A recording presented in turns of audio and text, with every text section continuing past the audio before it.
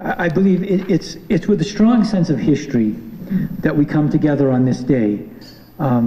This day, specifically November 14th, to celebrate the release of Helping Traumatized Children Learn, creating and advocating for trauma-sensitive schools. It was on November 14th, 1960, when a 6-year-old African-American girl named Ruby Bridges was escorted to school by 4 badge-wearing marshals dispatched from the United States Justice Department. Ruby Bridges was the first African-American to attend the all-white William Frantz Elementary School in New Orleans as a result of court-ordered desegregation. And you're probably all familiar with a Norman Rockwell painting that has chronicled that famous day, and it's come to be recognized as a defining image in the civil rights movement in this country.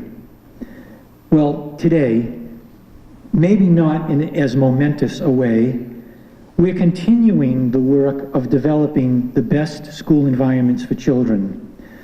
Now, of course, the issue is not so much about access to schools as it is about supportive school environments that meet the needs of complex learners. Brockton's commitment to trauma-sensitive schools is an important step toward that end. Since 2007, we have been engaged in the work of raising awareness among teachers and administrators regarding the many ways that children are affected by adverse childhood experiences. Many of our schools have participated in training conducted by the Trauma and Learning Policy Initiative. The Huntington School, the Brookfield School, the Raymond School, the Angelo School, they were some of our early adopters. We've worked in conjunction with the District Attorney's Office, in particular Tim Cruz and Ed Jacobs. We've given testimony at the State House in support of legislation that assists schools in developing action plans to support the emotional well-being of children. We've established a community-wide trauma advisory board, and we've collaborated with various state agencies, such as the Department of Children and Families, as well as local counseling agencies. We have, with the assistance of the Brockton Police, developed a Child Witness to Violence project. We have had our work written about in the Huffington Post, and just yesterday, Brockton was featured in an article in the New York Times.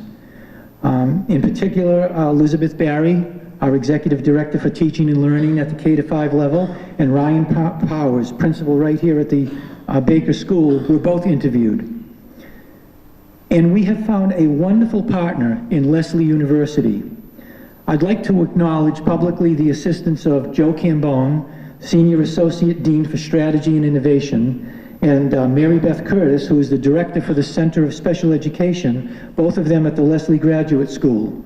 It is with their assistance that we have collaborated with the university in developing graduate level courses that help educators to understand the diverse causes of trauma, help them to understand how it manifests itself in the classroom setting, and most importantly, how to intervene sensitively and effectively.